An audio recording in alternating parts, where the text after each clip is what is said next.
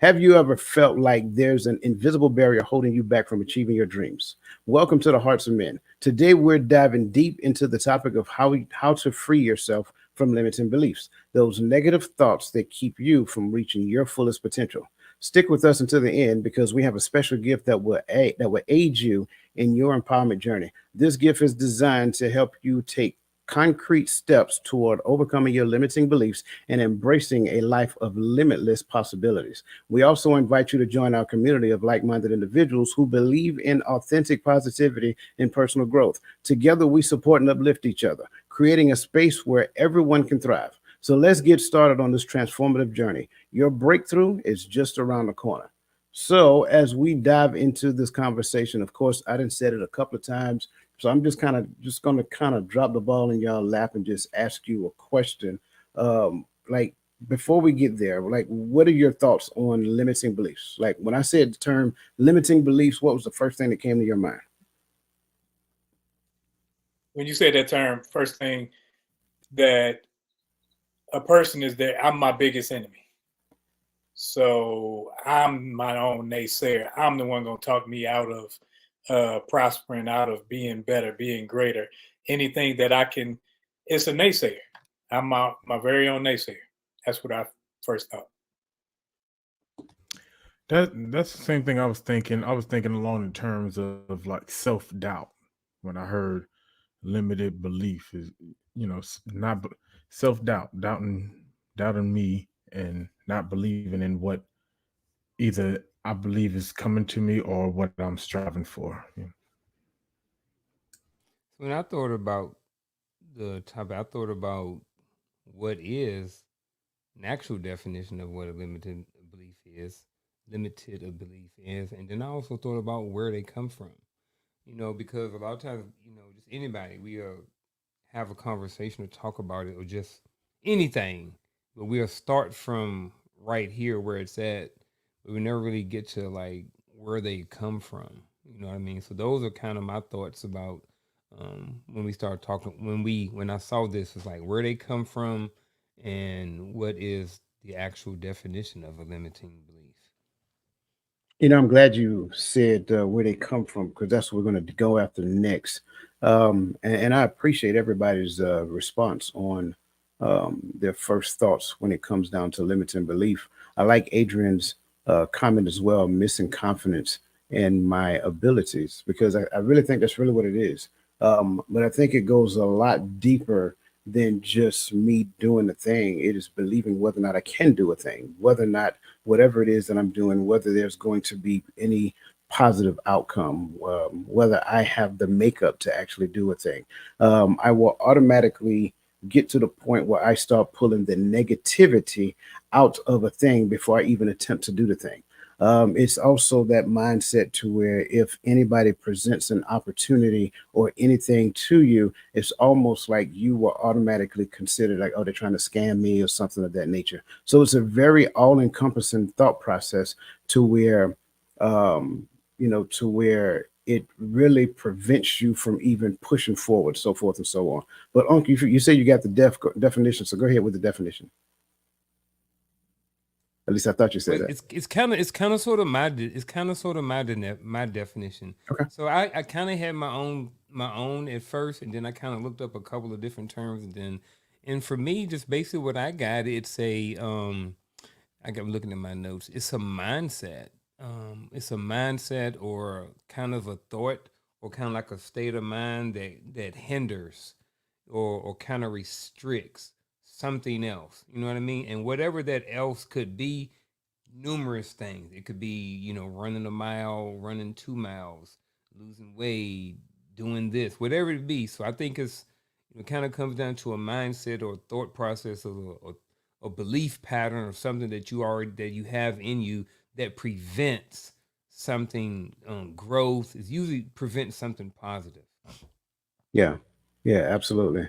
And I think that's kind of like the concept. It is a underlining thought process that exists regardless of whatever it is that you're doing, whatever it is that you're considering. It will even get you to the point to where you won't even do anything about it because you will already write yourself up. I think Roland, you kind of mentioned that previously.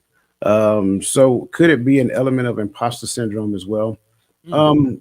So if I begin the thing and I'm existing in the thing, I think my initial thoughts is yes. But when we start talking more of a limiting belief, it happens before I even start doing the thing. It exists with me all the way throughout it. So it is an underlining mindset that has some notion of defeat that exists before, during, or even after. So, great question. And, to your question, I can't say that it doesn't, because even if I exist in it now, that still limits in belief now with me doing the thing. I'm not as good as Roland. I'm not as good as, Garfield. I'm not as good as Tawame when it comes down to doing the thing. So, yes, I will say that it exists in there, but it exists in the midst of me doing the thing to where limiting beliefs can even get to the point of preventing you from doing. So I hope that actually makes sense. I hope we got to the point of getting a little bit of clarity on what limiting belief is before we kind of get after it. Gaddy or Roland, you guys had anything else you want to add before we press forward? No, I think you dig in where we are about to go because you're about to get to the root of the matter. So I think I'm gonna just sit back and go along. Just gonna simmer and marinate until we get there. Okay, fine. That being said, I want to kind of get after this one because I think this is where we start to unpack and uncover some things. So, in your opinions, your thoughts, what is the origin of limiting beliefs? Charlotte Ann, my mama, and my daddy, and my greasy granny, right? Just being honest, a lot of times, a lot of these limiting beliefs come from our parents. It come from things that we learned growing up, things that we were taught. How many of us, not now, but how many of us, even as adults, still say, this is just how I am, right? A lot of times, a lot of people heard that as a child. We heard our parents, not necessarily me, but we heard our parents say, this is just who I am. I can't change. You know what I mean? This is the way God made me. You know what I mean? How many times we have heard that? How many times we still hear adults say that? So I think, starting off, I think it's more. I think trauma is a big one too. But I think first of all, I think our parents instill sometimes these limiting beliefs. And it doesn't mean that they're bad parents. It means that they were parenting us with the information and the knowledge that they had at that time. My mom was a parent with me at 18 years old. I blame Johnny's parents, not That not probably mine. is true too. Because Johnny snot nosed behind always had something negative to say every time I came to the court, and tell me I couldn't shoot. So every time I missed, he got in my head, and now I think I can't shoot because Johnny parents taught him how to bully versus So are you saying how to just play. childhood Oh, friends create some of these limiting beliefs? I am. That's exactly Sound what like I'm he's saying. saying El DeBarge because I really want to know who's Johnny. But anyway, go ahead.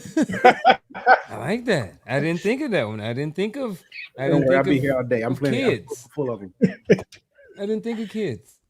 Yeah. Oh, you done with Johnny? Okay.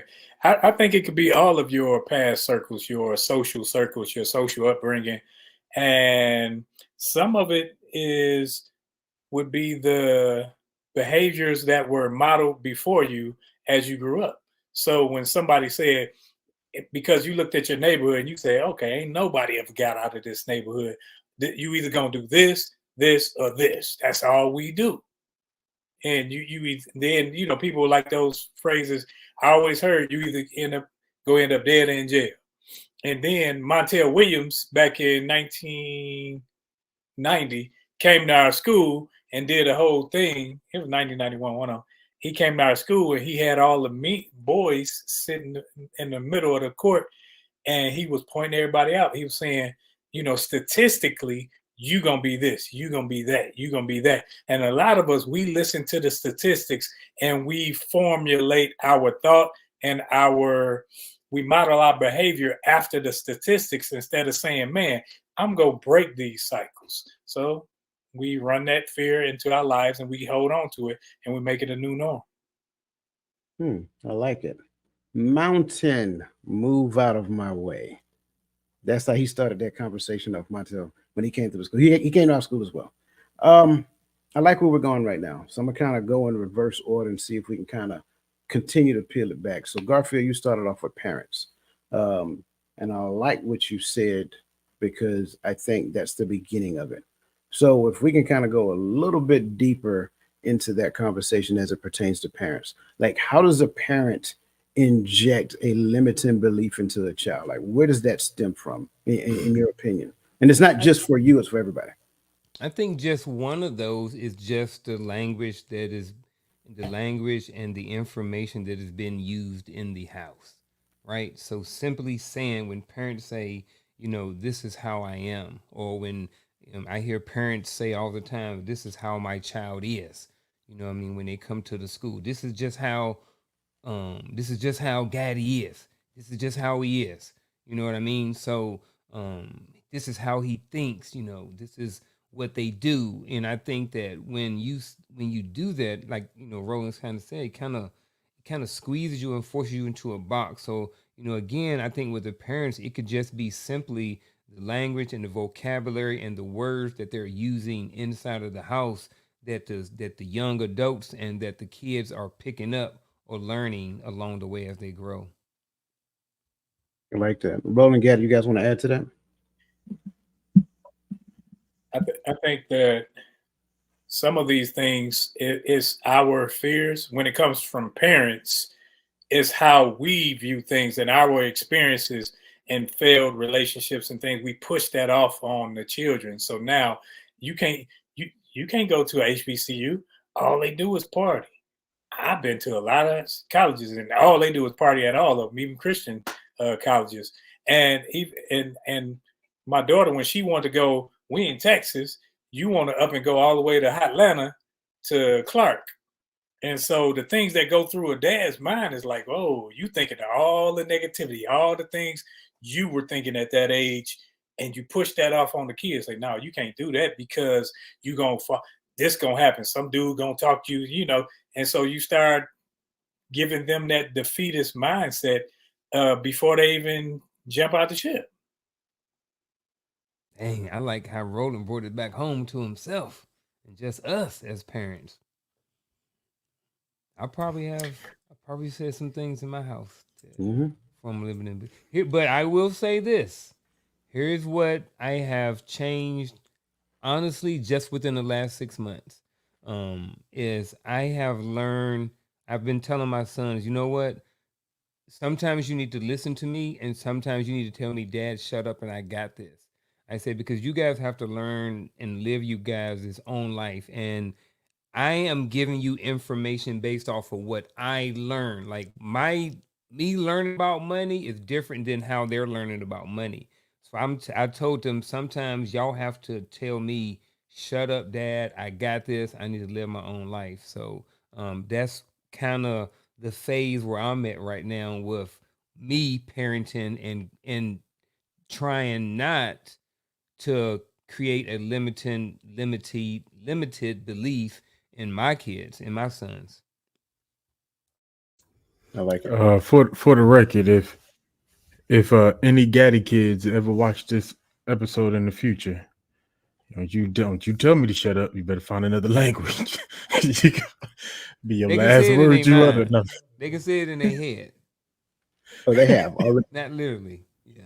Oh, they probably said worse. Yeah, but when Coach brought up this point, the first thing I thought about, like, how often I heard parents say, "Well, he's just slow," because maybe your kid don't pick up something as fast. One of my sons, you could tell him to pick something up off the floor that's on top of his foot, and he gonna look for it for 30 minutes. But I don't never call him slow. I don't never call, and I think we say some of these things, and some of us we like to, but turn two, and we continue to we start believing it, and we start speaking it, and it just starts forming into their psyche. So when it comes to that aspect right there, I said we got to be real careful, especially when with young and impressionable kids.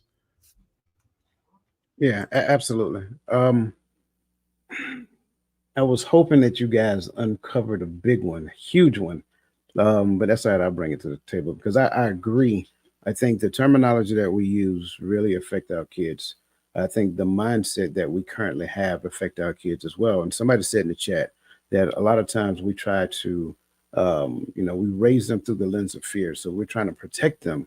And a lot of times what we're doing is we're corralling them. We're trying to, here we go. Sometimes parents focus so much on protecting us from failure, they may not necessarily realize that their low expectation creates limits for us. Absolutely. And for me, I would say the biggest limitation that we as parents instill in our kids is a false identity. I will start there because what you have to realize is I'm going back to what Roland mentioned as far as environment is concerned. If your kids believe that their identity is found in their environment, then you have already created a box that you've placed them in. And then they will get to the point to where they only feel that they're capable of doing the things that based upon their identity is telling them. So if they believe their identity is their skin color, if they believe their identity is based upon the limited education that they see in their environment or the, PhD heavy environment that they exist in, right? All of those things, it doesn't really matter what it looks like. So any version of that creates limitation in them. Not just that, believing that my child has to do it the way I did it, that's another limitation. The way that we kind of push them into the workforce, like you got to go to school, you got to get an education, get a good job. Like that's a limitation. We didn't necessarily know it was a limitation back then because that was our understanding of the quote unquote American nightmare. I mean, dream. So that's kind of like what that looks like. And so we inject a lot of limitations in them. Like you got to work twice as hard. You got to be twice as smart. That's a limitation. Um, just all of those things. Instead of just telling your child that they can be whatever they want to be, the sky is the limits. So I think parents are the first gateway to the limitations that a child receives. Now, as they get to a certain age, they start going off and going to school and interacting with people like little Johnny, right? And then little Johnny now starts putting limitations on you because Johnny dunking and Johnny talking junk and Johnny real slick with the tongue, right? So Johnny gonna call you names, right? And then next thing you know, Johnny gonna call you like when we were growing up, it was too easy to call a person by their skin color, right? So now that's another limitation because that person will start to have some subconscious, something in their subconscious that starts viewing them through that thing that people sees them in. So kids can be brutal when it comes down to the limitations that people start ingesting. And that's kind of like how we fast forward into the day and you hear things such as body shaming. So body shaming can be a limitation if that person ingests it and receives it as well, right? And I'm only using that as an example because it's a highly spoke about portion. Ro, you mentioned environment, and it's not like I'm skipping over friends. We're going to talk about some friends a little as we progress. You mentioned environment, and we kind of got like a little snippet of it. But can you kind of help unpack what that means? Like when we start talking about environments and the limitations that a person can receive from their environment. When I'm speaking of environment, like the environment that I grew up in, there were there were pimps, hustlers, drug dealers, dope addicts, winos, and you had a couple of people who may have been professionals, but nobody ever focused on them. So when you looked at your environment, the people that hung out at the grocery store and the people that were hanging out at the liquor store, seemed cool. The people driving around in the cars seemed cool. So now your environment tells you that, okay, this is who I need to be like. Whereas some of us, we had other classes. So we had to actually study in school and we had other friends and teachers kind of gravitated towards us and pulled us in to show us other things. That's why I always tell my children and my grandchildren, I got to let you experience more things because the more things you experience, the more you are to actually gravitate towards what you want to become, other than me saying, okay, well, I went into the military, you got to join the military. Or I got this degree, you got to get this degree. We try to, like you said, we put them into a box and say, this is what I know and I'm comfortable with. So you need to get along and be comfortable with this also, instead of just sharing the world with them and letting them figure out where they are in that world, so that we don't put our limiting beliefs into their heads, and then they make it seem like you think about it. We hear it in church. Oh, from a baby. Oh, he got a microphone, can't even speak. He just yelling on the mic. Oh, he a preacher. And then they groom him to become the person that takes after his father, takes after his grandfather. And he had no earthly idea that he wanted to do this. That's not what he wanted to do. He's not ready for it. But because he's heard it so many years, hey, that's what I'm supposed to be. My granddaddy was one. And some of us have those people say, hey, I know I heard my whole life, oh, he gonna be a good baby maker. That's why I got so many doggone kids, because I heard it my doggone life. For real. I heard it my whole life, and I'm thinking, man, this is what I'm good for. I'm good at this. I'm good for this. And it's a destructive behavior, but they think it's cute because they put some earrings in a little baby ear and they dress him up like the man that they can't have. And then they say, he gonna be this and he gonna be that. And they make him a trash man, a trash husband. And then he becomes that person that you talk about on the internet because you made him that way, but you want to talk bad about him because he is that way. And then you defend him when he's that way towards somebody else's daughter. Can I Yeah, add to the environment? Just yeah, one absolutely. quick thing. Just Absolutely. my environment, and I see it, and I see it on a regular basis. But I see and have seen throughout my entire life 4 generations in the same projects, right? So I think that can be a limiting belief, even though because that's just environmental. So kid 5 years old, 6 years old in elementary school, right? Mama lives in the projects. Grandma lives 2 houses down in the projects. Great grandma is in the apartment behind that, and she's in the projects too. So just right there, just the environment itself and where the child is raised up itself is the limiting belief. They didn't see great grandma get out of the projects. They didn't see grandma get out of the projects, and mom is still in the projects. So when I think of environment, that was kind of the first thing that I thought about. It's just the environment itself can be a very limiting belief. Like to when that child goes to school and you tell that child, hey, you can be the next president, that child is like, I got 3 generations. Like they're not understanding that at 6 years old. But do they really think that they can really go out and do things? None of them people has ever even left the city. You know what I'm saying? So I think just that right there can be part of the environment, how the environment can shape a limiting belief. And there's a flip side to that belief environment limited belief, because you're right, because there comes a moment when the goal is hard, right? I'm supposed to be president, but I can't even I didn't even graduate top of my class.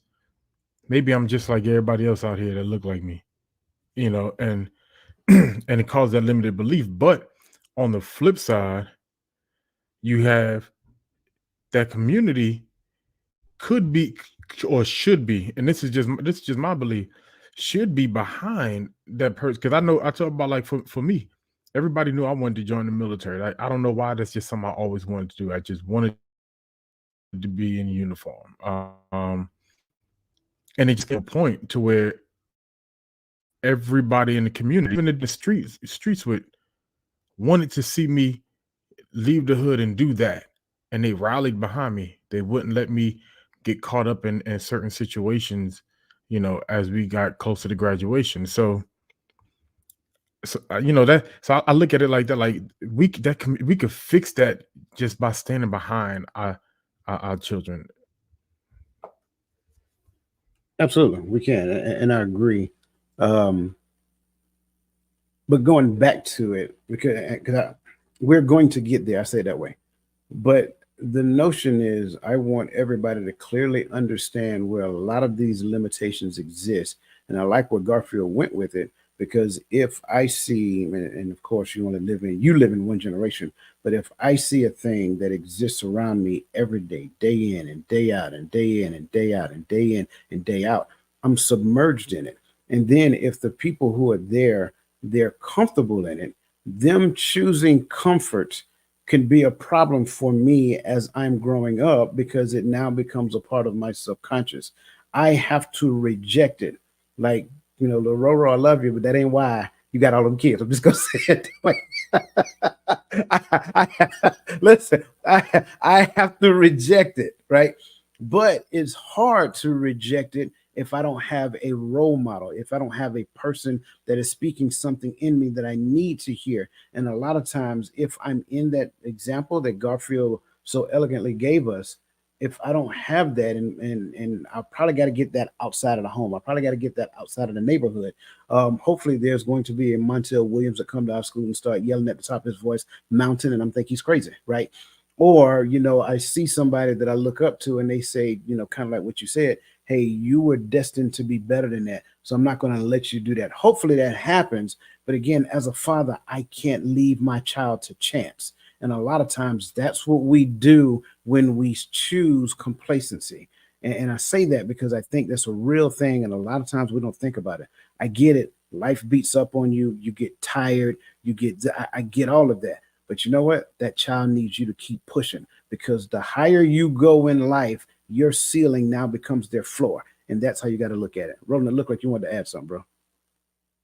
Yeah, I think sometimes we even limit ourselves. We limit ourselves by the environment, so we can say it's like even if you're the best in that neighborhood, the best in that area, you tend to get the mindset like this is it.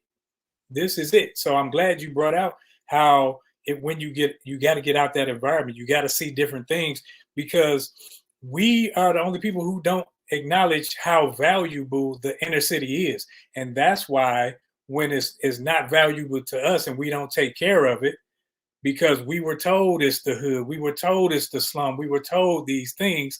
And so other people come and buy it up and they make it what it should be because they see the value in it. We need to start talking to ourselves and say, man, this is valuable property here and treat it as such. But when you don't, you're going to see it as, oh, this the ghetto, this the hood. And you're going to treat it like that and you're going to get the same results. Yeah, absolutely. Absolutely. Hey, listen, great conversation so far. Wherever you are, whether you're on Facebook, whether you're on YouTube, Instagram, whether you're on LinkedIn, whatever, go ahead and hit the like button right now. And make sure you share this. As you can see, we're not holding any punches. Like we're trying to get as deep into this conversation as we possibly can. Again, I see you guys in the chat. I see the value that you're adding, and you guys are really lighting it up. And I'm loving your comments. Keep them coming. And again, by all means, you guys know this is a place where we love questions. So we'll tear up a whole show for a couple of questions. So that being said, the first topic of this conversation is identifying the limiting beliefs. Now, we kind of talked about this a little bit, but I kind of want to go a little deeper. The first question here is, what are some recurring negative thoughts or self-doubts that you notice in daily life, and how do they affect actions and decisions? I think I'll start with one that I used earlier, and that is, "This is how I am." I think we hear that a lot as adults, whether it's from us or people that we're in contact with on a regular basis. I know I hear it all the time. Um, I also work in the industry. Excuse me. I also work around a bunch of kids, so I do hear it from a bunch of kids all the time. But the reality of it is, a lot of times that's where the mindset starts. Excuse me. So again, with this one, this is how I am. I think what happens, as you open this up a little bit, it prevents everything. When someone says, you know what, I am just naturally a big person. You know what I mean? So there's nothing I can do about it. I'm always going to be big. This is just how I am. I'm a big guy. You know what I mean? So when you associate yourself at 5'2", 300 pounds as being just a big guy, then there is no need to change or make adjustments. And then at times you may not even be open to listen to new information because your mindset is fixed on this is how I am. I think I'll say, this is me. This right here. When you go here and say, hey, now you limit yourself, and people like even Hold we on, do be it on more specific. Are you saying like black. because I'm black? Yeah. Okay, I, okay. I want to I eat this clarify. way because I'm black. I talk this way because I'm black. Or you ain't black because you vote like this. You ain't black because you speak like this. When you speak proper, like when I used to take my daughters home, they be like, oh, they call them little white girls and stuff because they speak like that's the word. What you mean? That's how you're supposed to say it.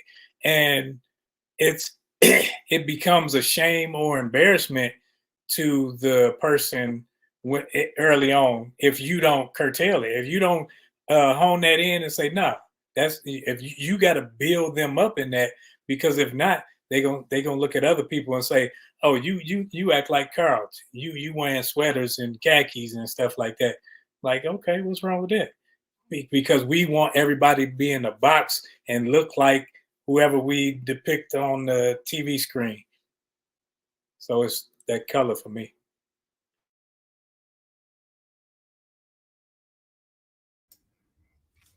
I think sometimes it's the echoes of the things I did not accomplish, or the the measuring stick I put up in front of me compared to some people who I thought I was going to do better than, or whatever the case may be, people that were younger than me.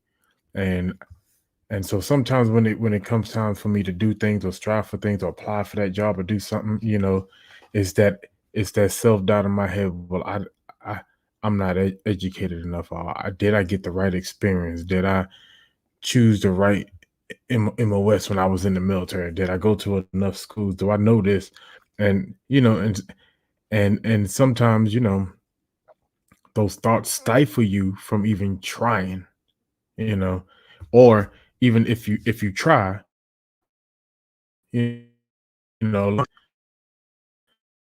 step At LL, instead boy. of nah, it's that it's that doggone storm. Y'all don't hear them people outside screaming. Nah. Uh, but you know, it sometimes when you do move forward, you move forward with that fear, with that voice in your head, and then you start making mistakes because you are overly cautious, or you're not moving in confidence with what you know. And so I just say sometimes you just can't measure yourself to what you didn't or what you did do or what someone else did. You just gotta, if you're gonna go for it, go for it. I like it. I love all these points so far. Roland, I'm gonna take a page out of your book, and I'm gonna go just the opposite direction, because I think because of the skin that we are in, sometimes we believe that we don't have access to certain things. So there could be a limitation that we placed on ourselves based upon some of the information that we heard growing up, based upon some of the propaganda that you're listening to, so forth and so on. And because of my skin color, I don't have access to this. I've only seen one person who was able to do that that looks like me my entire life. Therefore, the chances are very slim to none that I will be able to do that. I can't do this, or no one will allow me to do that because of who I am, my skin color, things of that nature. So for me, I think the reoccurring negative thought is always looking at life through the lens of your skin. If you stop looking at life through the lens of your skin and realize that at the end of the day, it's not that your skin is bad, right? Your skin is not bad nor good. It is what it is. But here's the best part about it, that's the lowest part of your existence. So you're not your skin. You are so much more than that. So when you get to the point of removing that limitation off of your thought processes, then you might be surprised at what you're capable of accomplishing.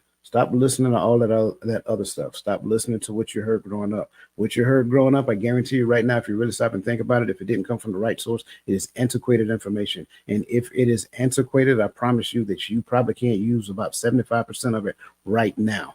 You can use the principles. So if it's not principle driven, then it's really going to stop for you moving forward. So I just kind of wanted to touch the other side of that because I like the fact that you brought that to the table, and you're absolutely right. But there's another side of this coin as well. And that other side is that, I live life through the skin that I am. And some people have it way up here and some people have it way down here. And the truth of the matter is that it's right here. It's even. And until we do that, until we get to that point, then we'll stop over glorifying ourselves. We won't stop over glorifying ourselves, and we won't stop thinking so little of ourselves that we won't even try to do something more than what we're doing. All right. Very good. Listen, man, I see you guys' comments. I love them. I love them. You guys are awesome. Again, keep them coming. Keep them coming. The next question is, in what areas of your life do you feel most limited? Now, this is for you specifically, panel members. In what area of your life do you feel most limited or stuck? And what specific beliefs might be contributing to these feelings? I need a second to think about this. I'm just going to be honest. And as they're answered, I want you guys to answer it in the chat. Again, this is a space where it doesn't matter what your opinion is. It's your opinion. We're all subject matter experts of our own perspective. There is no judgment here. If anybody gets judged, I promise you, the judger will get kicked off the platform. For me, I will say my laziness comes because I give myself limiting power when I say things like, "Oh, I'm an idea guy. I don't push it out. I don't do the work. I only can do this part of it." Instead of buckling down, actually doing the work of something, I will limit myself and tell myself, well, that's not my portion. That's not what I'm good at. Instead of doing it and getting good, getting better, I will stop myself before that even happens because it's almost a fear of failure or a fear of success. But I'm not even willing to put myself out there, so I don't do either. And I can just talk about it. I like that.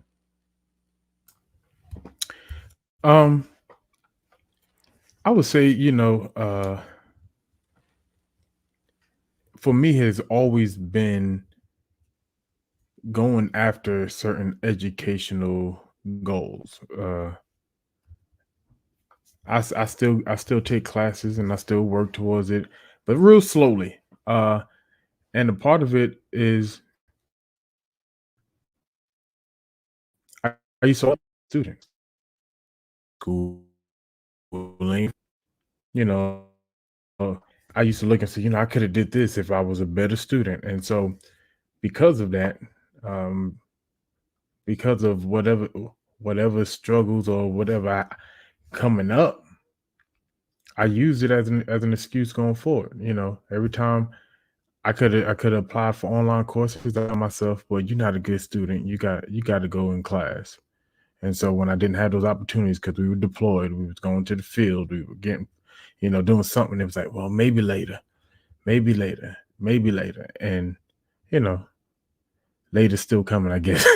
But now, to me, that I think that's the mindset that contributed to it is just I use those past experience or past failures that were totally my fault, lack of studying, wanting to have more fun than I wanted to go to school, doing other stuff instead of going to school. But I took that as an opportunity to tell myself I was not capable of just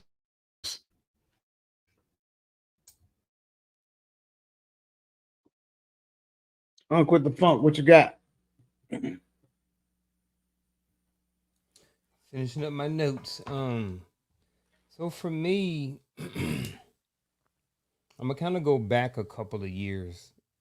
It's still personal, but I'm kind of going back a little bit. And one of them was my mindset that it was where I was limited at was just fulfilling some of my personal goals, right? So, and that came because I was so focused on my work goals, right? But the limiting belief that came from behind that was that, you always, be a hard worker, and make sure your job is a priority. Well, not necessarily that one, but you got to put food on the table, right? So we always hearing you got to put food on the table, you got mouths to feed, you got all these different things. So you go in, and sometimes we focus hard on our job or trying to make money, that we neglect some of our personal goals and some of the things that we do in life. So for me, that area, and I've worked through a lot of this, but I can remember a time, just a few years ago, where that, I was limited or stuck in doing and taking care of myself as a person. You know what I mean? I couldn't get further in certain things. Not necessarily my health was bad, but I could tell some certain things about myself that just I wasn't um, working or operating on all cylinders. And it's because I was so focused on my job and I hadn't taken time out to take care of me. So I think, in some of those limiting beliefs where, you got to put food on the table, you got mouths to feed, baby need a pair of shoes, all of these things that are taught to us, and, especially as adults and parents and stuff like that, that we have to do because we have to make sure that we take care of the people up under us. But one of the biggest things that they left out was taking care of yourself too. Hmm. I like that. I love all these perspectives, and I really do love the perspectives that I'm seeing in the chats as well. Thank you guys for sharing that. For me, I would say, especially today, um, and I'm still having a hard time with this, allowing people to exist in their own decisions. And here's what I mean when I say that. I believe wholeheartedly that if we're going to do something, we are going to do something, right? But if we are going to do something, then we are all doing it. I think the struggle for me is that, everybody has a right to their own decision, and that's their life. So when they decide, like, hey, this is as far as I want to go, then I'll be like, in my mind, I want to be like, but why? Like, we gotta keep going. And I literally struggle with that because at the end of the day, I know that once you choose complacency, then you're inviting something into your life that is going to feel very uncomfortable.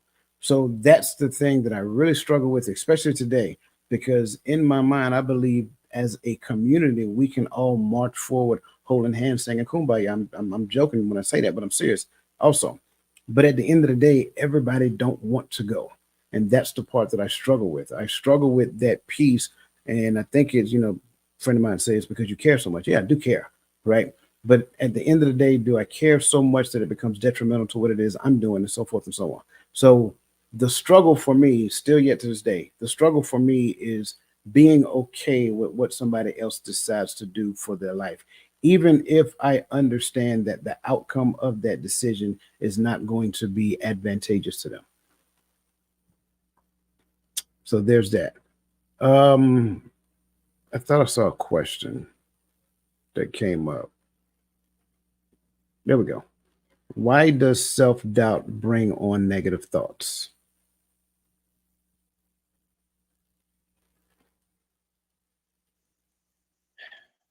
Because just like you're your own motivator, you become your own source of discouragement. You're not, it's almost like when we used to take PT tests, physical fitness tests, and you have somebody tell you, you got one more. You go ahead, push, keep pushing, keep pushing, keep running. It's like you almost have a little bit more strength, a little bit more energy. But whereas you got somebody saying, man, you ain't gonna do nothing. And it's you telling yourself, you constantly bagging on yourself, you constantly putting yourself down, you constantly doubting your own abilities when other people can see it, it becomes your lack of drive and ability that not it doesn't push you forward, but it pushes you closer and deeper in your seat so you don't go anywhere. So yeah, that's my thoughts on that one. when I see this, I can't unsee the relationship between this question and comparison, right? So if I'm on social media and I'm looking at this person, I'm in the gym 3 days a week and I'm still not getting buff. And I'm looking at this guy over here rolling. He all jacked up, he all swole. You know what I'm saying? I keep looking at him every time I go on social media. I see rolling with his big chest and his abs hanging out, right? And I'm in the gym and I'm getting it, and I ain't looking like that. So I think sometimes, like I said, with this question, I can't unsee the comparison model and how when you look at Roland and you see him as big, you're like, man, I can't do that. I can't look like that. Well, why am I even in here 5, 6, 7 days a week? So that's just me, man. Abs. Okay, just want to make. ABS. I'm sorry, man. Just to clarify, I just want to abs. make sure. Oh my Yeah. gosh. That's my 2 cents, man. Just so y'all know, brother Gad is having some weather right now, so he's gonna take a knee until it gets cleared up for him to talk. I love this question, and if you guys remember when we did the conversation on positivity, I said back then, I said life is an equation, and the more you understand the equation, the better off you will be. Well, the first thing you have to understand is that every equation starts from a particular root, that root being your mindset. So, that being said, if I have a negative mindset, everything that I think will fall into the equation, first beginning with negativity. And simple math, we all understand that a negative plus a positive will yield a negative time negative time of positive will yield a negative, right? So at the end of the day, when I have self doubt, then the end result is going to be some type of negative output.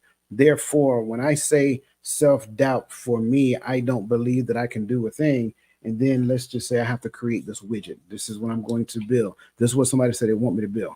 Well, because I have a negative self talk within me, and we're going to get here in a second, that negative self talk will now project itself on the thing that I'm supposed to make. Therefore, my end state would be, oh, I don't think I can make that. It may not look as good as the one that Garfield make. Yeah, I'm not necessarily sure I'm the right person for this. So when you brought this question to the table, I love it because self-doubt, that negative thought that you're having about yourself, is the beginning of an equation that will yield a negative outcome. You can't pull positivity from a bed of lies. That's the first thing you need to understand. So if you have a negative foundation in your garden, then the root of it, the fruit of it, will be a negative outcome. And then you will start looking at things when things happen to you. You will look at them as luck or happenstance or whatever the case may be. You'll never see it as me being capable of doing that. Even when people start to give you compliments because you did do something good, you're going to make an excuse that, oh, well, it was just luck. I don't know how that happened. It just happened. So I hope we answered that question. And again, that's a great question. I'm glad you asked that. Okay. Moving forward, understanding the impact of limiting beliefs, right? So the first question here, and I think I kind of gave it, how have your limiting beliefs influenced your decisions and actions in key areas of your life, such as career, relationships, and personal goal? I will be surprised if we get off this question for the rest of this night.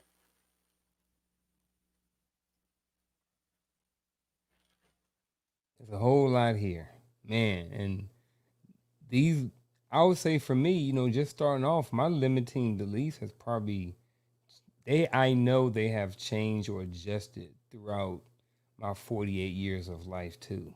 Um, I remember once in the military having a belief that certain people couldn't. No, I don't want to use that one. I don't want to use that one. I won't give an analogy for that one.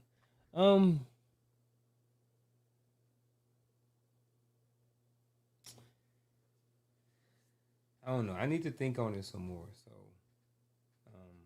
yeah, we're gonna come back to. We'll come back to.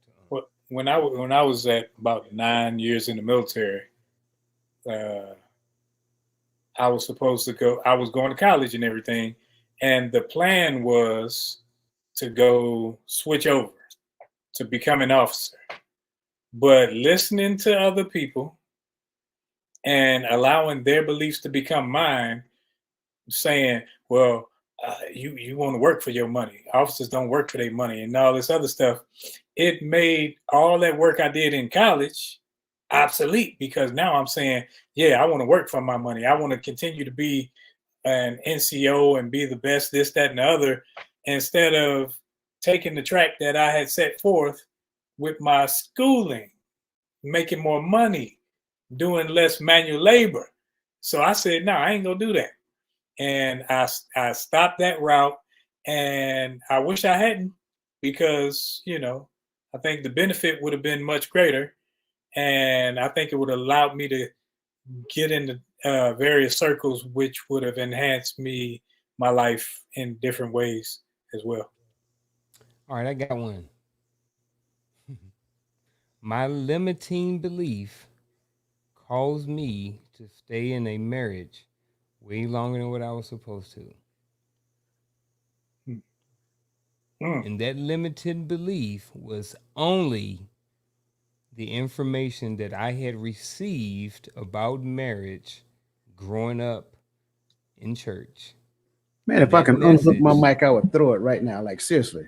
Could you you can't just put that out there and not give us the details behind it. Yeah, that was a very limited belief. I only believe that once I got married, I could not get divorced. That was the limited belief. Just that one little statement right there caused me years, and her too, of agony and pain and blood and sweat and tears and arguments and late nights. All because I had that limited belief. I never went outside. I didn't dig deeper to research. I didn't go outside and look for other ways of trying to handle things. I just took that at face value. Once you get married, you're supposed to be married forever.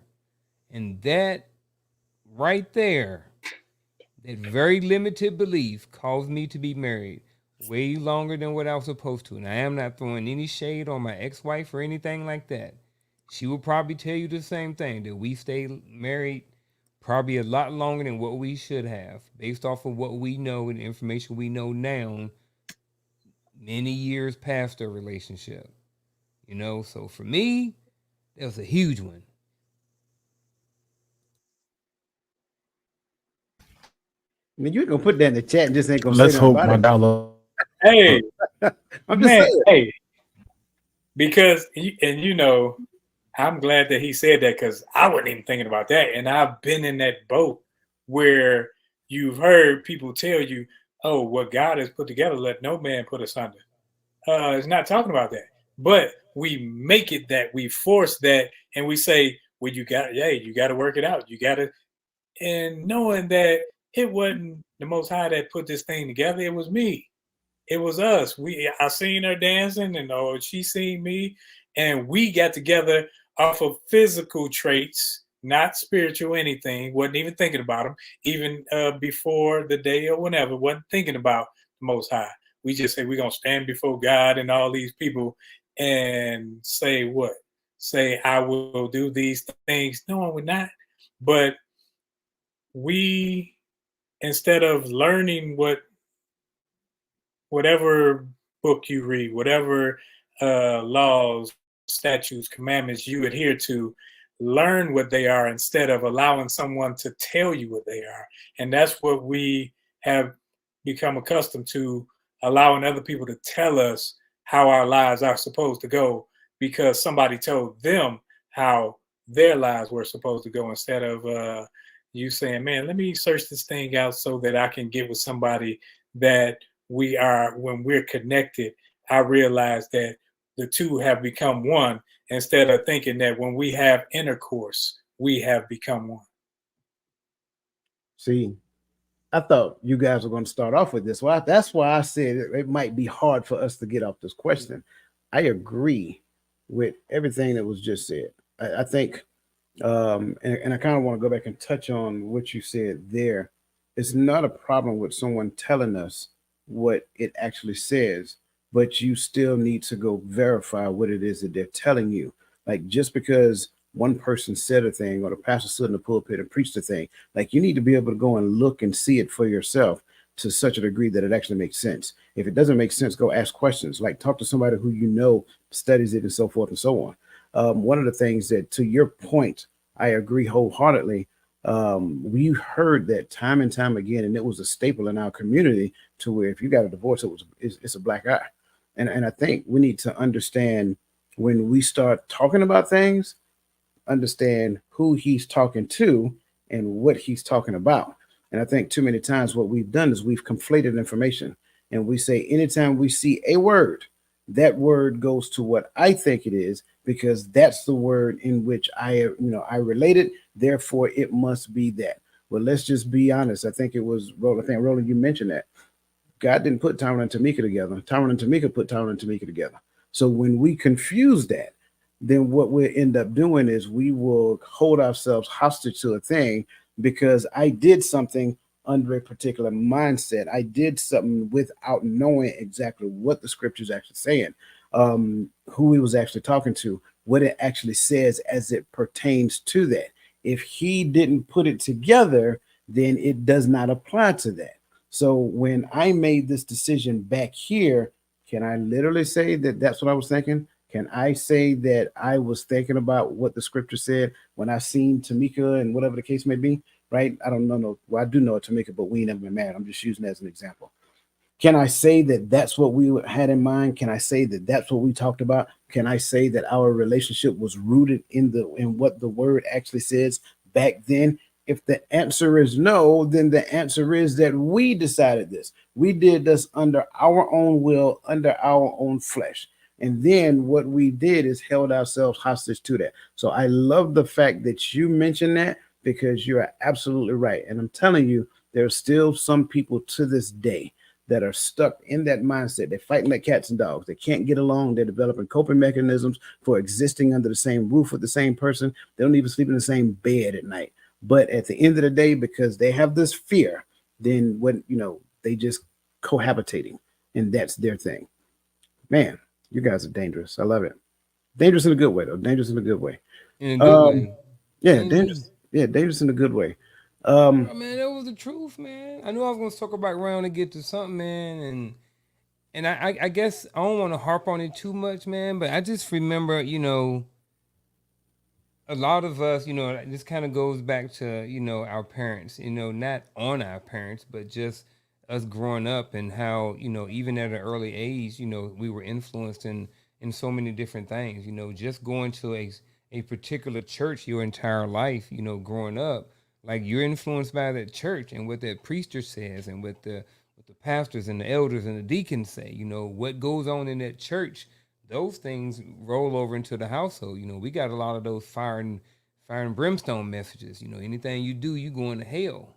So and I'm not knocking shade. I think it gave me a great foundation for my relationship with my creator. So I'm very thankful for my parents for raising us up and bringing us up in the church and stuff like this. But however, as I got older and I flipped through the pages a little bit more and dig a little bit deeper and asked more questions and got more understanding, just things became different, and I wasn't willing to live by a very limited mindset anymore, and it was a struggle. It was a struggle to get off from up under some of those things that you have been taught your whole entire life because sometimes, we're in that fixed mindset and we're not always willing to open to new information. Right now. I guess we could put a chat. We can put in the chat right now. Ask everybody what their religious affiliation is, and ask if somebody from a different affiliation came by and asked you, would you switch religions? Probably 9.99% of people would say no. They're not even open to having a conversation about changing their religion. You know what I mean? So that's how ingrained some of these And I'm not saying that that is a self-limiting belief, but I am saying is, you know, when you have something ingrained in you from birth, you know what I mean? As an adult, it can be very hard sometimes to kick some of these different things. All of us are born in the United States. If we was born in Iraq, how many of us right now would consider ourselves Christian? To be honest, you know, so it is what it is. But I guess that's my 2 cents for that. Great 2 cents it was, sir. I greatly appreciate that. Ro, you got something to add to that, man? I know he do. I wanted him to add something to He it. leaning back. I know. He ready. You can do Gaddy's part or either Chris's part. Like we did. Like we had Chris was here last week in spirit. In spirit. You got my juices going, because I was thinking that there are some limiting beliefs that we all, I can say me, because I can't speak for anybody else, but I know there were certain things that I held on to, and I'm trying to see, I don't want to get us cut off. I'm trying, you know, I don't use vulgar language, but I'm trying to make sure that I don't say wrong things. Put the question back up. Let me make sure I want to be on point with the question. What areas in life feel limited?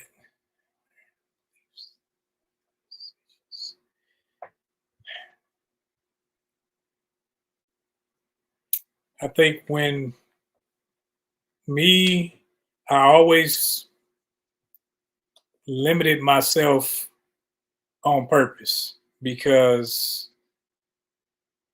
of how other people would perceive some certain things.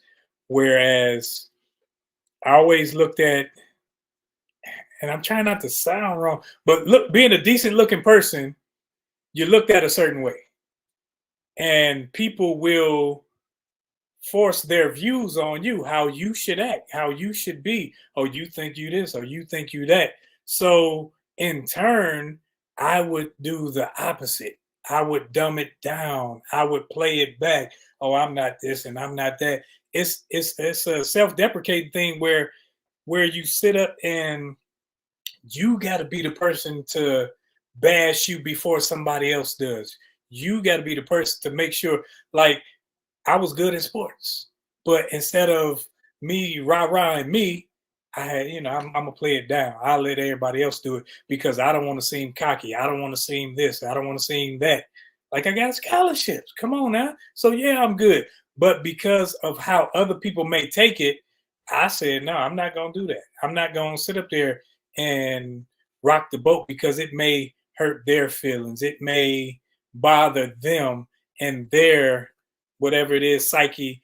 And I don't want to be that person where I'm looked at as this, because when they look at that person, it's always animosity stemming towards that person instead of looking at them saying, man, they did it. You know, they start out like that, but when you make it, like you see, everybody used to be, oh man, this person is so funny. This person is so this.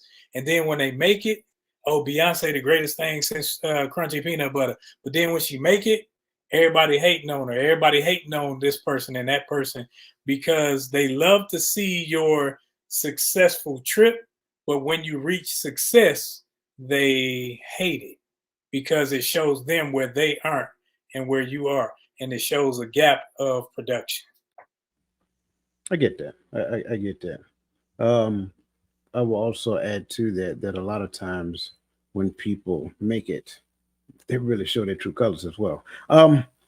Here's another thing I'm gonna add, and then I'm gonna, we're gonna move on because I'm gonna go back to the relationship thing, because this is the thing that I think that we struggle more with when it comes down to our community. We struggle. I'm just gonna call it spade to spade. We suck when it comes to relationship. That's what I really do believe. I think collectively within our community, we suck as it pertains to relationship. And the question I've asked myself on several occasions, why? Why is that the case? Number one, there is so much competition that exists in our community that is mind numbing. I mean, it is like exacerbating when you really stop and think about how much competition we exist in. There's competition outside. It's competition at work. It's competition at school. It's competition in the neighborhood. It's competition in the house. Like it doesn't make sense. Why do we view each other as competition? And so when it comes down to that belief for me, it took me to kind of take a step back. Like I shouldn't be competing with you guys. I should be uplifting and helping. Like I should want to see you successful. Well, why does that exist? Because we believe that we exist in a society where there's limited resources. Well, why do we think that it's the case? Because everything that we're here talks about limited resources. We got a water shortage. All that ocean out there, you mean to tell me it's a shortage of water? Why does that make sense? Oh, we're in a national deficit. Really? I know how much I pay every month in taxes. I don't know about y'all, but if y'all paying anything close to what I'm paying in tax, there's no way in the world there's any sort of deficit, let alone a national. So yeah, it's and I think because we just keep absorbing all of this information that is just negative, negative. Oh, you got to hurry and get your vaccine because we're running out. Like all of this negative information, it puts us in a place of competition, even in the space of like marriage. Believe it or not, there is competition in marriage. Well, I'm gonna go back to my favorite couple, Tyrone and Tamika. Let's just say one of them run afoul. I've been quoting life all day long. So if one of them run afoul to the other, then one of them wants to be the judge in the jury for the other one and hold that person on court for as long as they feel they should hold them on trial. But wait, didn't we just say that when a man leaves his mother and his father and cleaves his bride, they become one flesh? Well, if they become one flesh, then how did they divide when somebody did something wrong? I give you another thought. Something I think I have crazy thoughts. That's just me. At one point in time, I used to think that, well, if Adam did not partake of the fruit, then mankind would have been okay. But then I was like, wait, why is that a thing? If they were one flesh. So mankind was doomed when she partook of the fruit because he was supposed to be responsible for her. And I got it. Somebody didn't like the fact that I said that. She's her own person. Yeah, I get all of that. But at the end of the day, they're supposed to be one flesh. You can't be your own person when you're one flesh. So make that make sense to me. So that's the thing. Within the space of intimate relationship, there's still competition. And the reason why I say that, because if you do one thing wrong, now I got to hold you in contempt. No. Why don't I look at it from the perspective and say, hey, we did this wrong. I understand you did the act, but we committed the sin. That's what we need to take a look at. So if we stop looking at things from a separatist perspective, I'm my own individual. No, you're not your own individual. You've never been your own individual from day one. So stop it. Stop saying that, because at the end of the day, it's an untruth, right? We create certain things in our own mind, and it continues to perpetuate the issues that we're in. Until we figure out that we're better together, that we're supposed to be helping one another, then we're going to always be caught in the cycle. I'm off my soapbox, gentlemen. Your thoughts before we move on. I'm done with my soapbox too. Okay, just want to make sure. If all y'all looking at me sideways, stop it. I love all y'all. Okay, next question. I think we got time for maybe two more. Let's see if we can get two more in. Where we at now? Okay. What emotional and mental patterns do you notice when you encounter challenges or setbacks? And how might these be linked to your limiting beliefs? I would say this. I don't know how they're linked to my limiting beliefs yet. I literally just thought of one. Mine, laziness. I get lazy, right? Mentally and physically.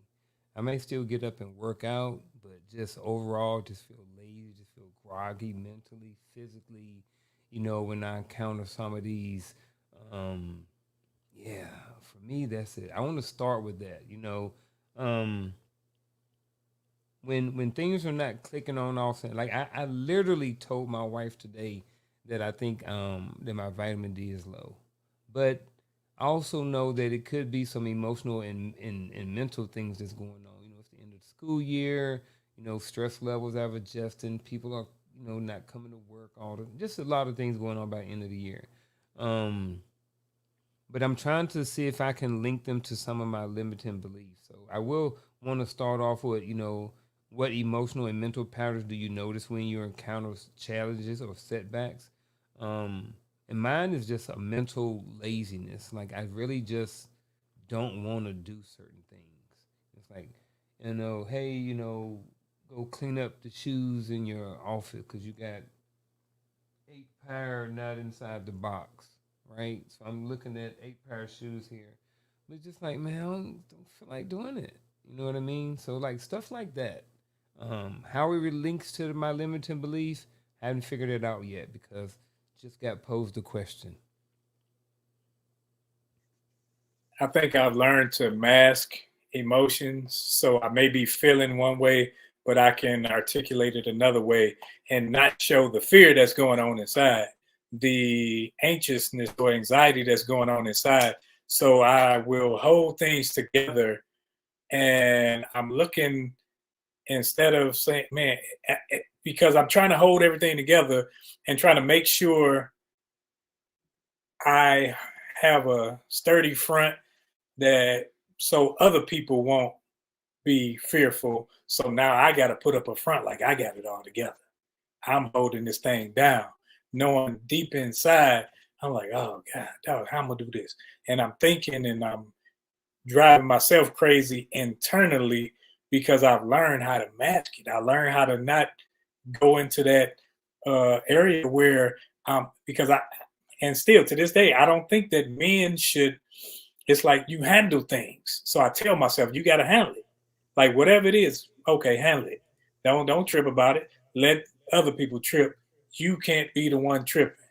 So it may be a time where I'm up there like, man, I'm going crazy internally, but outwardly, I feel I can't show that, because if I show that, it's showing a sign of weakness, and that may be a weakness in itself because it's hurting the whole.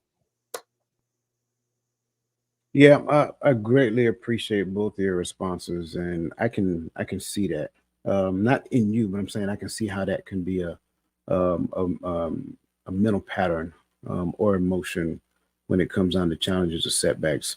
For me, I will start this off by saying that thinkers think. So, whenever I encounter challenges and setbacks, I think. And again, for me at this point, I have to get to the point that I have to be conscious about what I'm thinking, because I automatically go into thinking, okay, well, this is the problem or this is the challenge. Okay, then this might happen and this might happen and this might happen. So I start going down the road, and you got to be careful, especially thinkers. So if any thinkers out there, listen closely.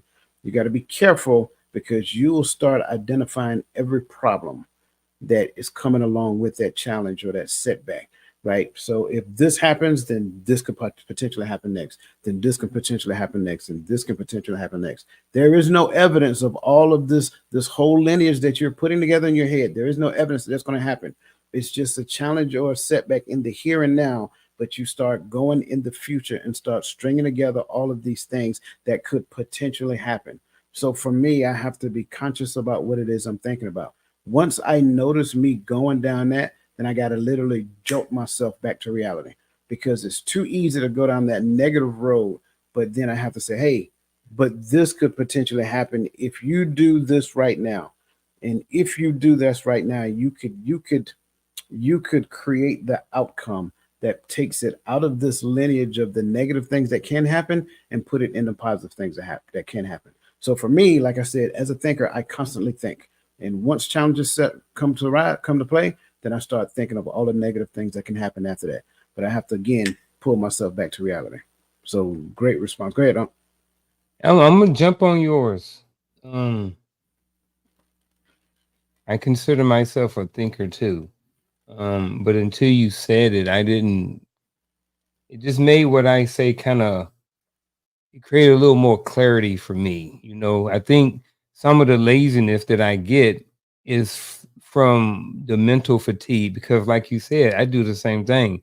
When I do have this setback, I think a lot because I'm trying to figure it out. Like and Shell will tell you, like sometimes it's not that I don't want to be bothered. It's not that anything that she's done anything. It's I am trying to figure out a problem.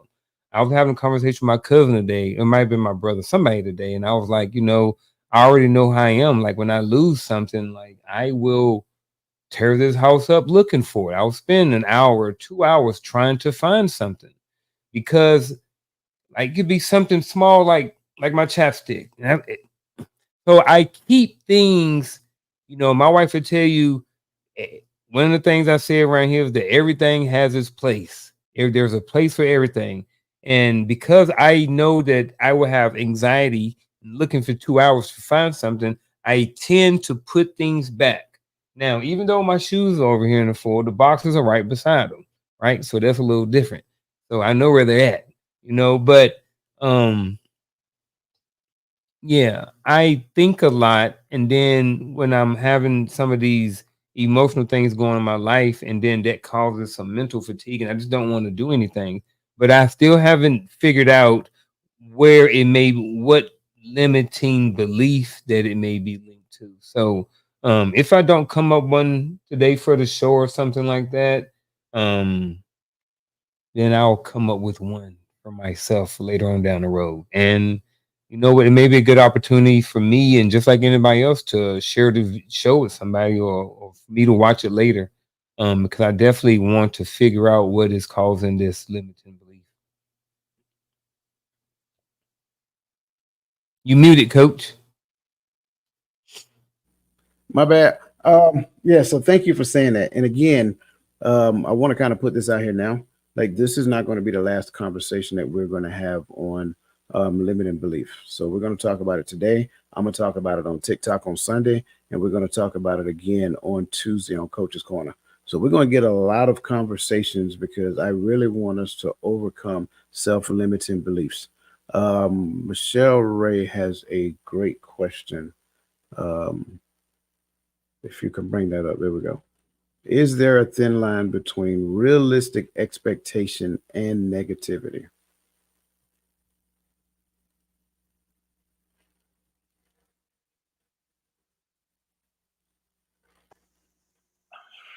Thin line? I don't think so.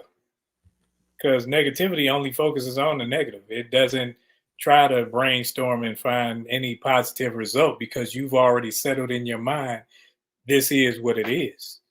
Whereas realistically, something or somebody's personality traits or something happening coming from someone, I think you always think realistically, but realistically, there are multiple outcomes.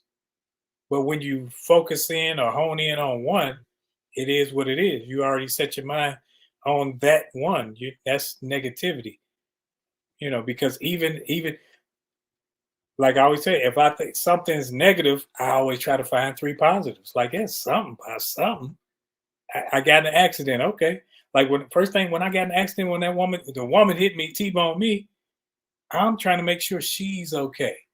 And then people up there talking about they trying to make sure I'm trying to get a lawsuit. Think about a lawsuit. I'm all right. She all right. I'm good. I ain't worried about that. The other stuff are paying out. I think where you focus. Now, you always look at things realistically, but you never pigeonhole it to the negative slant because there's multiple angles of what could happen. But your could can't stay on the negative side. See, for me, I need a little more. I need to kind of understand. I maybe need an example. So this is as far as I got it with my example in my head, right? I need some help if y'all can add to it. So a realistic expectation for me in 2024 is to complete a marathon, right? I've already done a half this year. I've done a half a couple of years ago, but I haven't done the whole. So that's a realistic expectation. So now I'm trying to figure out a thin line between that and what could be a negativity in this. Go ahead. Why did you stop at 1? That's the thin line. He gave himself a ceiling. Right. Gave myself a ceiling. Anything that comes from what your initial thoughts are, even though it can be realistic, you have to realize that in some shape, form, or fashion, it can be perceived as negative if you don't believe that you can do more than that. Why did you not believe I can do 3 marathons in 1 year? Why can't I do a marathon a quarter, which means I can do 4 marathons in 1 year? You see what I'm saying? In most cases, our conscious thoughts come from our subconscious mind, which equates to like our experiences, our upbringing, our education, so forth and so on. So even within that, there is limitation. Everybody has limitations when it comes down to their belief system. There's only two people that fall in that category, right? The ones who know it and the ones who lie to themselves about it. That's it. Those are the only two categories. Everybody has limiting beliefs, period. So that being said, that's why people pay people like you and me so that we can challenge their limiting beliefs. So when you say my initial goal is to run a marathon this year, first thing came to mind, why did you stop at one? And just by me asking you that question, be like, you know what? Your next thought, like, yeah, I can do two. Why did you stop at two?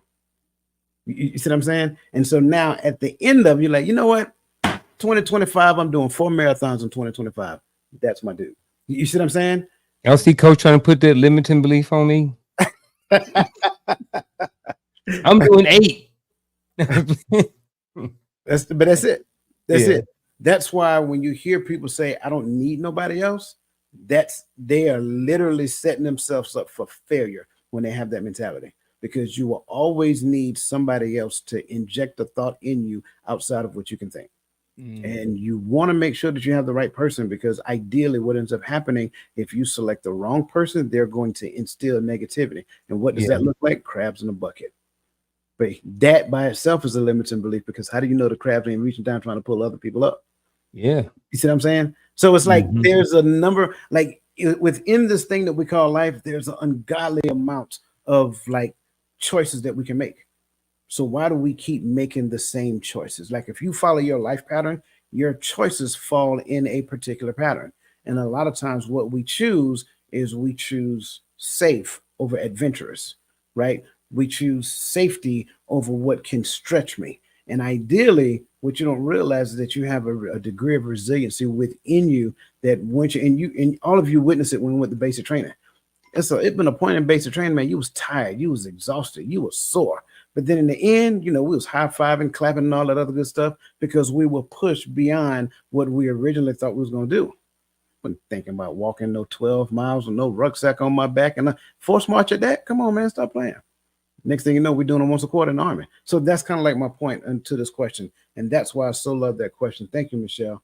I want to get in one more question before we get out, because I don't want to not give a solution after we literally done painted like a huge problem that everybody has, right? So practical steps to overcome limiting beliefs. So the question here, the only question we're going to encounter is the first question. And that first question is, what specific achievable goals can you set for yourself that challenge your limiting beliefs? And how can you break these goals down into manageable steps? Now I give others a hint. So you can't say what I said. I just gave you an example. Now go ahead.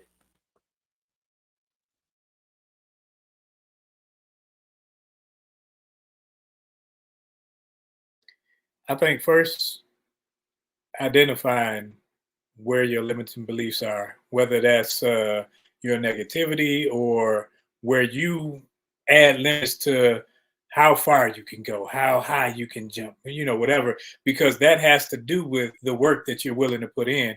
And then understand how it impacts your mental. Because when you start telling yourself what you can't do, oh, I can only do one a year. So you mean you just gonna be prepared to do one a year, not that you prepared to do one whenever you just want to do it. So identify and understand how it affects your mental and your surroundings, because it has an effect, and you have to notice it so that you can do the changing, so that you can make sure you change your patterns, change your behaviors, change how you talk to yourself, change how the things that you allow other people to input into your life, because it matters. I'll start by saying that first of all, the goals need to be realistic. So first of all, with the goals, what specific achievable goals can you set for yourself? Set realistic goals, first of all. I think that's where we get in, you know, somebody like, man, not saying that this is not when it comes to a limiting belief, but just realistic, you know, like, should I really set a goal to do one to do a marathon every day for 30 days when I haven't really trained. Probably not. But that probably wouldn't be a realistic goal. So I think for the first part of this is start off with setting realistic goals. And they still need to challenge your limiting beliefs at the same time, but they need to be realistic. And then how you can break these goals down into manageable pieces. Honestly, simple.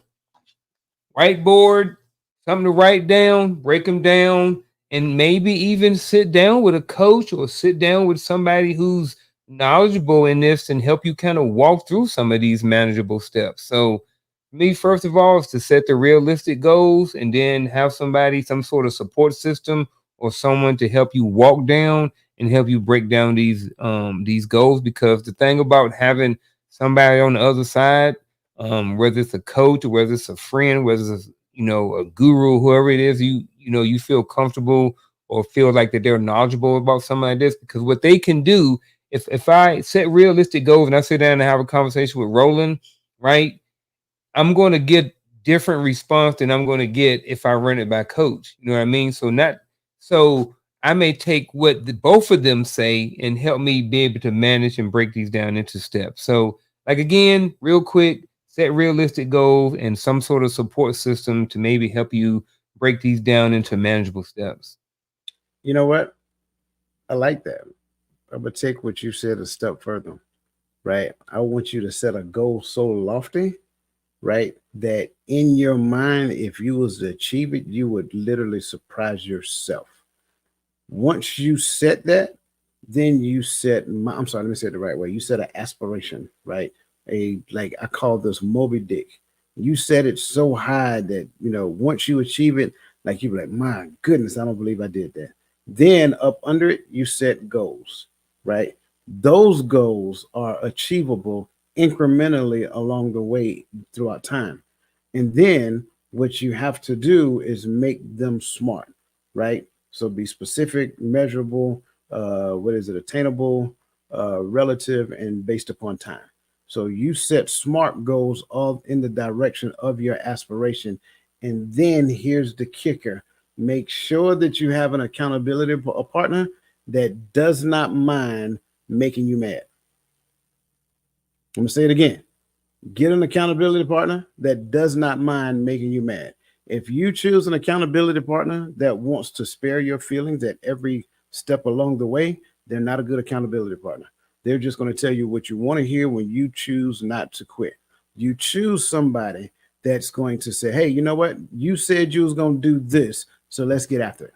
And at the end of the day, that's going to be the one that pushes you. So again, and this kind of goes back to what Garfield's saying. In most cases, what you need is to invest in the future that you really want. And that investment really is in yourself, because when you start being held to that level of accountability, like, they don't really care how you feel about you not doing the job. When they say, hey, this is what you said you was going to do. You didn't do it. Okay, there's no meeting today. Go do that. Then we'll pick up next time. That's just it. That's the conversation. There's not a whole lot to talk about after that, because you didn't keep your part of the agreement. And that's what we're talking about. So again, set a lofty goal, then set a lofty aspiration, and then set the benchmarks, the goals up under that, and then make sure that you have an accountability partner that walks you from goal to goal to goal until you get closer to that. So now, that big lofty goal, how achievable does it need to be? Does it need to be unachievable? Sure. Because how will you say it's a goal? It should not be something that you can think of right now and say, yeah, I'm going to do that. It needs to be high. My mindset right now, right? So here's what I'm initially thinking, and maybe we'll hit on this Tuesday or another time. But me setting off to do a marathon, which is 26 miles, even 26 days, 26 by 26. Mm-hmm. I'm going to do 26 miles every day for 26 days. If I set that goal, I already know in my mind when I'm setting this goal that it's not achievable. Right. Agreed. You know what I mean? So am I going to work towards that goal if I already know I'm not going to achieve it anyway? But which is the goal? Is the goal to run a marathon for 26 miles or run 26 miles a day? 26 miles in 26 days. 20 Well, okay, so that's part of the Yeah. So it mean I would do 26 miles every single day. no, that's not a goal. That's a sentence. Death sentence. Yeah, that's a sentence. Okay. I didn't all want to right. say that, but that's a Yeah, sentence. so that's what I was meant because you said a lofty goal. But Mhm. I know, like, if I set that goal, I already know going in, I ain't doing 26 miles every day. Right. Like, Garfield, when we were in the military, yeah. and I probably can speak for y'all, some people looked at the PT test and they say, okay, what I got to do, 60 push-ups, 60 sit-ups, and stuff like that. Right. We didn't do that. I would say in my head, I'm trying to max out in the first minute. So my goal is lofty. If I get Yeah. it, probably don't, but I'm going to get close. And then now I'm measuring. Okay, I got real close. Now I can measure, okay, how close am I this time? Now, what I got to do to get better so I can try to, because I want to get that goal. Instead of saying, okay, I'm going to do 300 push-ups in a minute, ain't going to happen. Ain't going to So even having a lofty goal in the Army is, I'm going to make Sergeant Major in 18. It happens. I've known people who made it in 16. It's a lofty goal. However, there are a lot of steps that go into it in order to achieve it. Yeah. But even if I don't make it and I retire at E7, I'm good. Well, so to that point, we're talking about what you can do. The Sergeant Major Gotcha. example, even though is a good example, once you get to a certain point, you start looking at decentralized promotions, and you don't have Gotcha. control on that. I Going gotcha, I back gotcha. to Roland's example about The PT. right, because I'm Yeah. gonna tell you, I will give you my technique on what I did when I was in the Army. My goal in the Army was to max my PT test. I'm gonna be honest with you. Yeah. And so I knew when it came time to take an APFT, I had the backwards plan from the APFT. And then I started my train up for the APFT. What was my train up? My train up, no joke, at one point in time was 50 push-ups every hour on the hour for a full duty day. So by the time I go to work, I will start doing push-ups. Every hour, I'm doing push-ups because I could do 50 push-ups easy. Why am I doing that? Because I think the max was like 77. Yeah. And so my 84. goal, I think it was 77 push-ups and 82 sit-ups. So my goal was to max the push-ups in the first minute. And there has not been one PT test that once I hit that minute mark, I didn't get up. And people looking at me like I'm crazy. Well, how did he do them all? Yeah, he did. So those are those are limiting beliefs. Like, did he really do all of them? Yeah, he did them all. He did all 77. He did 80 for good measures, and then he got up and walked to the back of the line. Why? Because I wanted the rest. You know what I'm saying? I needed that rest in between the For the event. run. Right. So that was my nemesis. Yeah. And so to that point, right, the way that I trained up for the run is that we ran. When we ran for PT, we didn't really run for, like, we did the formation thing because the unit said to do so, but we would run. I mean, run. When we did our platoon runs, we would be gone. And so that's how I did it. Then on top of that, when I go to the gym, I would run. So to train up for run, like you already know, you run. I don't like running, but I had to do it because that's what brought in the paycheck. It is what it is. So if I'm going to do it, I'm going to do it and get it over with as fast as I possibly can. To your point, if you're looking at doing, and I'm just going back to our original example, if you're looking at doing 4 marathons in a year, then you know, and I'm not telling you that you don't already know, you got to do a train up for those things. And maybe the first year is just to get that check mark. I did 1 marathon. That's your first year. The second year, I'm going to do 2 marathons. The third year, you see what I'm saying? So now you're building up to it to where now running a marathon isn't the problem for you. The problem is the consistency of doing them every quarter, because you know after that marathon, there's going to be a long rest period that you're going to have to ingest because of what you just put your body through.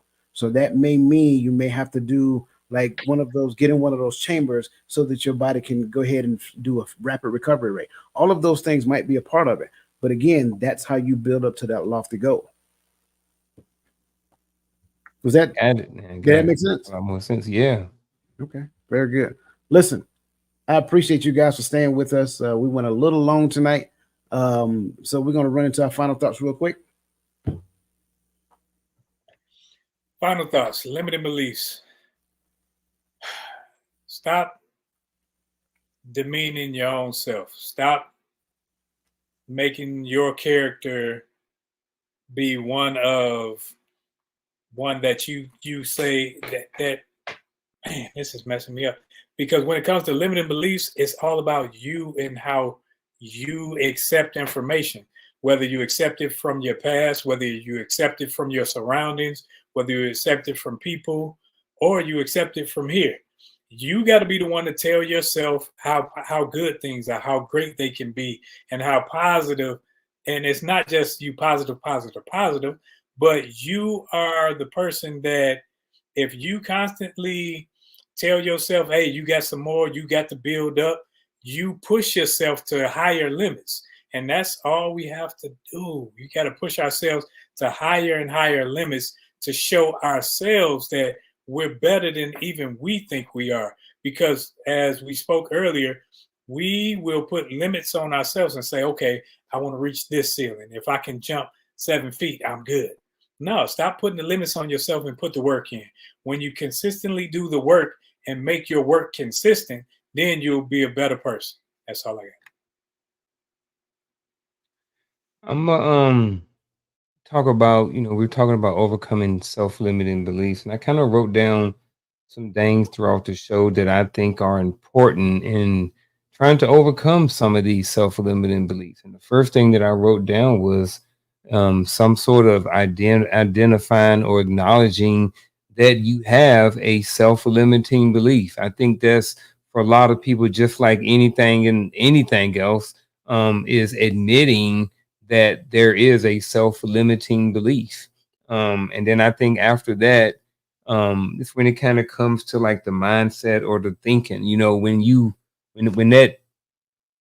that ugly or when that limiting belief rears its ugly head, like challenge it, like or try to reframe it or to have a different thought about that thing. And then after that, I think it's important that we set some sort of realistic goals to help us with the limiting belief. Coach a few minutes ago just talked about goals. And then after that, I think in this, along with the reframing, if the self-talk, the positive self-talks, a lot of times we're having conversations in our head about should I do this or should I do that. So I think if we can kind of switch over and listen to more of the positive side, I think that'd be beneficial. I think having a great support group is key. Having a support group around you when you're trying to go through these things that you're going to, these limiting beliefs, someone to say, hey man, I had a conversation with this person, this is how I handle it. Talk to Roland, talk to a friend, a homie, a buddy, or something like that. And then I think you need to do something, you need to do some sort of taking some type of action about something. And then last but not least, make sure that you're taking care of yourself. Give yourself some grace sometime. Whenever you're changing in life and you're overcoming certain things and obstacles in your life, you have to understand that you're going to have some setbacks. That's just part of it, and it's okay. As long as you don't live in the setback for too long, you get back out there and you get right back on your horse and you keep moving. So those are in a nutshell, just my overall thoughts on potentially helping you or someone overcome some self-limiting beliefs. I am going to go. I'm going to forego final thoughts tonight. However, I will say, look in the chat. I dropped the link in there for you guys to download a questionnaire. It's a self-reflective questionnaire on overcoming self-limiting beliefs. I think you will find value in it. Trust me, when I was going through it, I was like, yep, this is going to be good. So that's my charge to everyone. Instead of me doing final thoughts, go download that and have that conversation with yourself. Because like I said previously, everybody has limiting beliefs. And that's the thing that is preventing you from seeing your full potential. So appreciate you guys staying with us. Again, hit the like button if you haven't already. Make sure that you share this with somebody that you think will find value.